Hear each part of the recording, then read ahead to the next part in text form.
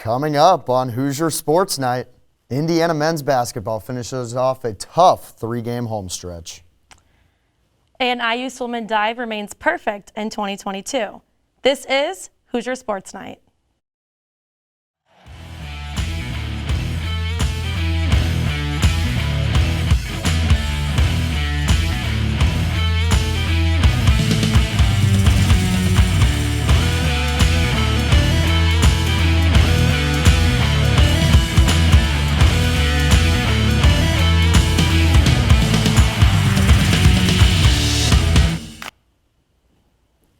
Hello and welcome to the season 23 premiere of Hoosier Sports Night. I'm Hank Joseph.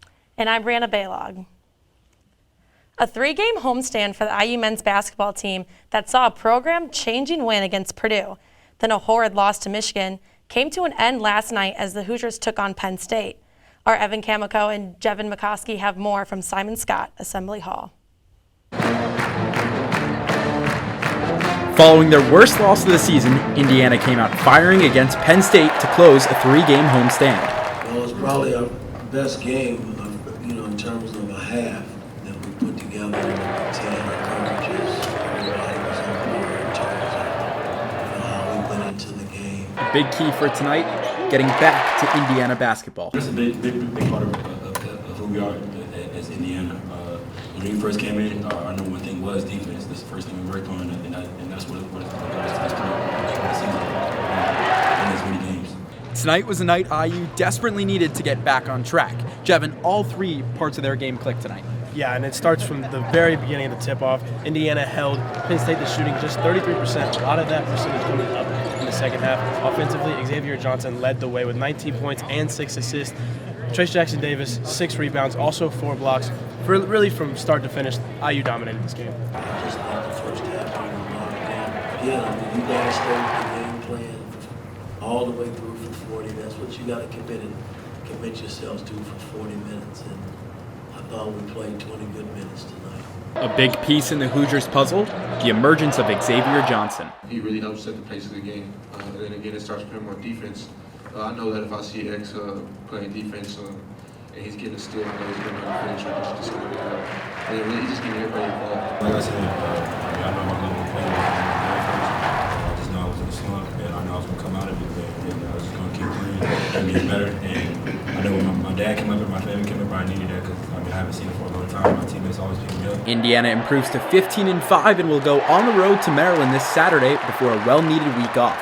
For IUSTV Sports and Jevin McCoskey, I'm Evan Kamiko. The Hoosiers look to continue their momentum as they travel to College Park this Saturday to take on Maryland. Follow along with Jevin and Evan for all IU men's basketball coverage this weekend. COVID has hit the IU women's basketball team, causing a slew of game postponements. Following their victory at Purdue on the 16th, the Hoosiers' next 3 games against Michigan State, Iowa, and Illinois were postponed. The Michigan State and Iowa matchups were postponed because of COVID within IU's program. The Illinois game was postponed because of COVID within the Illini program. If health and safety protocols allow, the next game will be against 7th-ranked Michigan on January 31st, which would be 2 weeks from their last game against Purdue. With the water polo season underway, IU's team aims to make a splash at the national level. With experience and new talent adding tremendous depth to the roster, the Hoosiers began ranked number 11 in the preseason poll. Our IU water polo reporter, Lauren Boer, sat down with head coach Taylor Dodson to preview the season. Take a look. Hello and welcome to an exclusive IUSTV Sports interview. I'm Lauren Boer, and here with me today is the IU women's head coach, Taylor Dodson. Thank you for joining me today, Coach. Thanks for having me, Lauren. To start your season, you're coming off a 10-17 season. You had a lot of games that were close, that didn't go your way, yielding a 1-9 record on the road. What were some of the first things you wanted to address this offseason? Yeah, last season was tough on a lot of fronts, right? We were dealing with different different COVID protocols here on the road. We play in a largely West Coast-based conference, so flying out there a lot. And their protocols were like some of the strictest that we saw across the country. So last year was really tough, but heading into this year, I think our team definitely has kind of a why not us mentality. And last year, I think we took big strides in proving that we can be competitive with the best teams in the country, who all happen to be in our conference. And so we're looking to take that next step and not just be competitive, but truly competing and putting our name up on the biggest stage that we can. And another off-season change that was made was getting a new assistant coach. What does it mean for this program to have Candace Schroeder, an IU alum, added to the staff? It's huge. I mean, there's no one, I don't think, who's better suited to come in to this program at this time than Candace. She has such an obvious pride for the university, for Bloomington, for the program, and it's infectious and totally contagious. And I think like her coming back to campus, she was truly like a kid on Christmas, and it like just re-energized the whole team. Being a young all-female staff too, I think is important for us, and it's something that we really identify with. And having Candace being able to say, when we played Michigan in this pool, and to have those kind of connections with the athletes has been really helpful this year. So I'm so happy we have her, and it's proving to be really good so far. With a lot of positive adjustments made this offseason, IU was recognized as the number 11 ranked team in the CWPA preseason top 25, the highest ranking preseason ranking since 2015. What makes this team so special already? I was kind of surprised to see that ranking, but obviously very excited. I also didn't know that it was the highest since 2015, so that's really cool. I think it proves that we're really building, and that coaches around the country and other programs are starting to take notice that we're getting better and building. And what makes this team really special is that we do have that why not us mentality, and that everyone from top to bottom is really bought in with making this program one of the best in the country. And it doesn't matter what conference we're in, it doesn't matter how many times we have to travel, it doesn't matter how many home games we have, we are going to give every team our best, and everyone is going to have a hard time playing us. We bring that kind of energy and attitude every day, and I think that's set us up to where we're starting off. And moving towards the season with that mentality, what are your goals for the season? I mean, those are the big, vague ones, right? Just trying to get a little bit better every day. Trying to give every team our best game, no matter who it is, no matter where we are. Trying to knock off teams that are ranked ahead of us is really what we're looking at. I feel like we've been knocking on the door for a couple of years, and it's time to just break the door down. With only 2 home meets this season, how is the team adjusting to having a rigorous travel schedule along with these ever-changing COVID protocols? It's tough. I do think that part of how we identify, though, as a team is that we talk about being road warriors, right? And we love playing at home, and we're excited to have 2 conference games at home and defend our home pool. But most of the team and our whole staff is from out west. So every time we go out west, it is still familiar. It's a little bit of home. We're playing teams with athletes who our girls played with and against. So there's a ton of familiarity even when we're not home. And I think being on the road is something that we take pride in, and we talk a lot about doing things the hard way. And our team and our program has to do things in a lot harder way than other programs around the country do, and we take a lot of pride in that. So we're ready to get out there, and I'm really excited. Moving on, lastly, what are some of the key players to look out for this season? Oh, good question. Well, we returned 3 All-Americans from last season in our starting goalie, Mary Askew, Tina Doherty, an attacker, and Izzy Mandamar, starting center. Those 3 have been a huge talent and a huge presence for us in the pool since their freshman year, and they've really stepped into being strong leaders. So I would definitely say those 3, on top of a lot of freshman talent.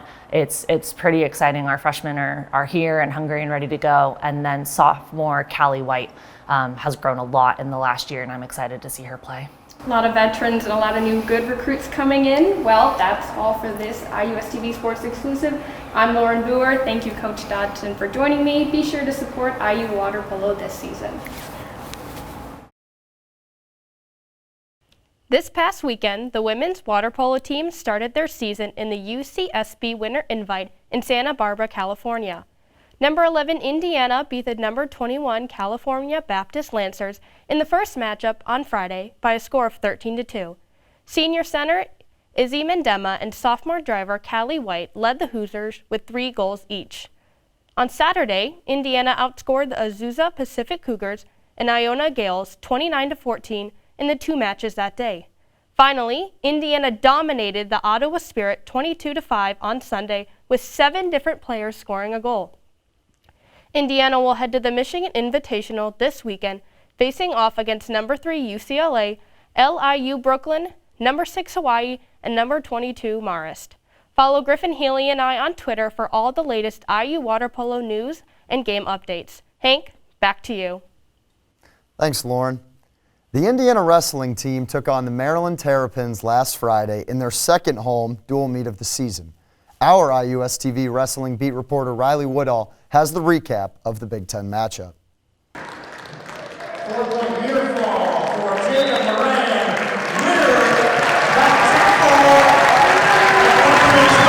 After a close loss to Michigan State on Monday, the Indiana wrestling team got their first Big Ten dual meet win of the season against Maryland. I thought we did a really good job on top. We got a lot of riding time. We got a couple turns, a couple pins, so that was really good to see. I think we were getting out of bottom. I still think that's a big improvement as we head into Purdue. The key to this meet, more aggression on the mat. The matches that we got to our offense and took a lot of shots were the matches we won, and then the matches that we allowed the opponent slow us down, we kind of got the match away from us. So just speaking of like DJ's match, the guy slowed the pace down. DJ's more, high performance, likes to score a lot of points. Guys are going to kind of play the game, and for us, we just got to push past that. Indiana's dominance was led by junior Caden Rooks at 141 pounds, who picked up his second win by fall this season. Just kind of been promoting all week, just have fun. So the outcome of either of the matches before mine, it didn't matter to me.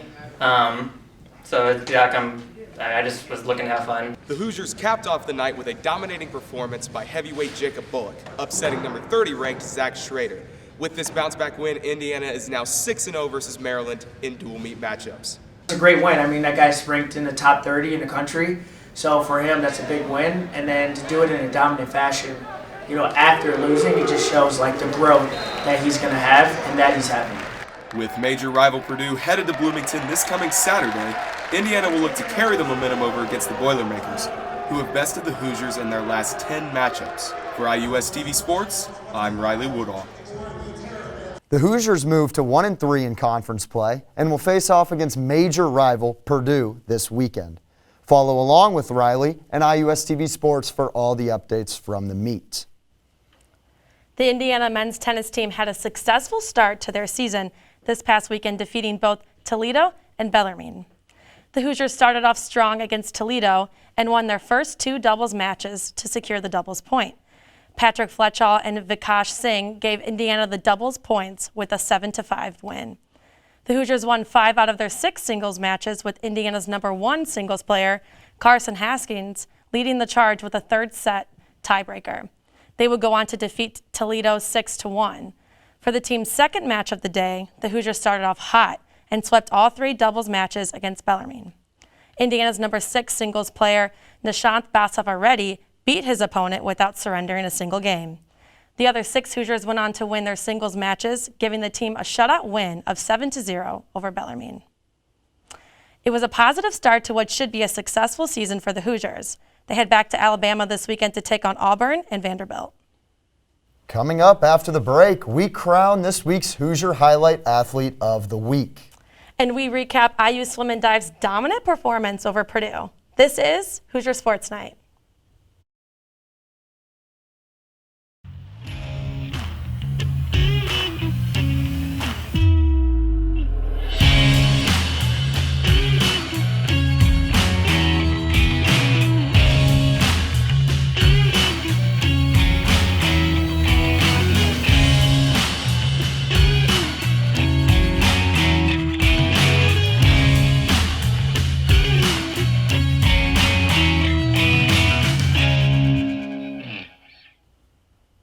Welcome back to Hoosier Sports Nite. Joining us in studio for this week's Hoosier Highlight is IUS TV sports reporter Riley Woodall. Riley? Thanks, Hank and Brianna. This week's IUS TV Sports Hoosier highlight is none other than men's basketball senior Rob Finnessy. In the rivalry matchup against Purdue last Thursday, Finnessy had a career-high 20 points with a season-high true shooting percentage of 74. With 19 seconds to go, Finnessy caught an inbounds pass from teammate Trey Galloway and fired a three-pointer that put the Hoosiers back in front of the Boilermakers 66-65. The presence and leadership of Big Shot Rob propelled Indiana to a 68-65 upset win over their then number 4 ranked rivals from West Lafayette for the first time in 6 years. Finnessy has been dynamic and important for the Hoosiers' success at home with 87 total points this season with 41 rebounds, 33 assists, and 14 steals. With a tough 11-game slate left to play, Finnessy will no doubt be a key factor for Indiana in the latter half of their season. That's all for this week's Hoosier Highlight. Hank, back to you. Thanks, Riley. The Indiana swim and dive team continued their 11-year win streak over the Purdue Boilermakers on Saturday. IUS TV swim and dive beat reporters Samantha Condra and Anna Winterhalter have more on the win.